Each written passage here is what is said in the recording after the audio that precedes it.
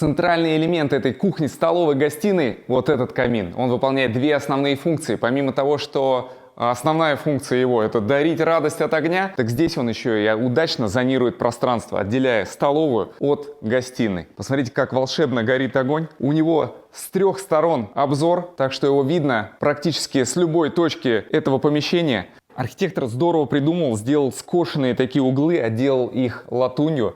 Снизу здесь натуральный камень, черный мрамор. А смотрите, сверху с точки зрения конструктива невозможно было такой вес сюда повесить. Поэтому пригласили художника, который очень талантливо изобразил при помощи штукатурки и кисточки похожий рисунок. Издалека даже не отличишь. А как вам такое решение?